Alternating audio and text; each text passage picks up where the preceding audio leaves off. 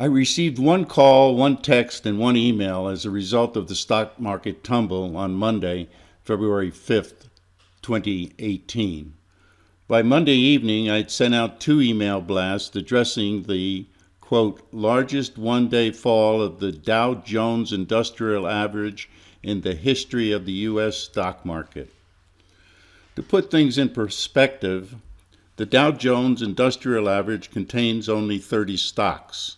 Your portfolio contains a whole lot more than 30 stocks, plus short-term fixed income. The short-term fixed income is not in the market.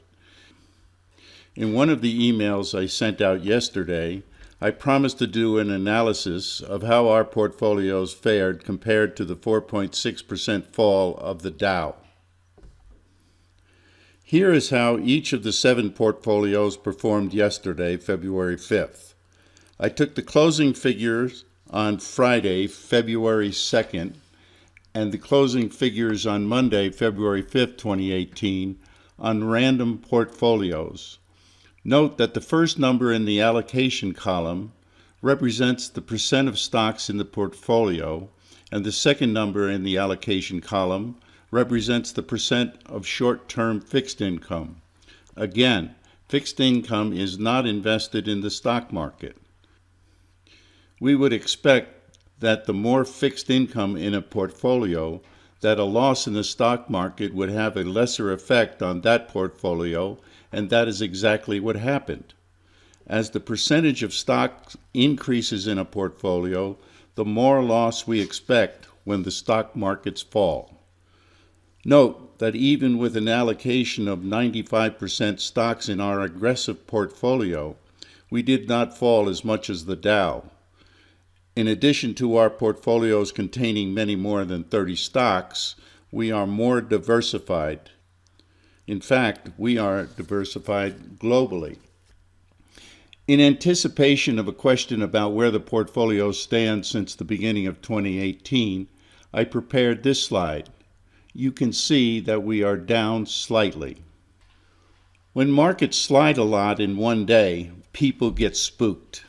They get spooked because the 6 o'clock news is predicting the end of the world. I'm not sure how many of you remember the first few months of 2016, so I thought it would be helpful to show a couple of slides I sent back then. Here were the losses in our portfolios in the first 6 weeks of 2016. Note that the first number on the allocation is the fixed amount. Sorry for not being consistent.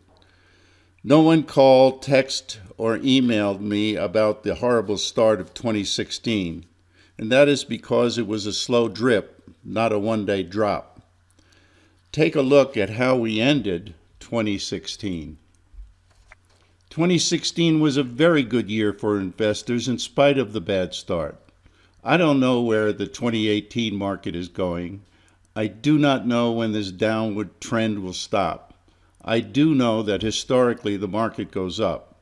It does not go up in a straight line, however. No one can correctly predict the market over an extended period of time.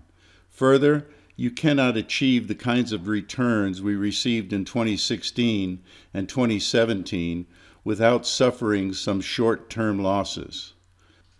Contact me and we can discuss your portfolio.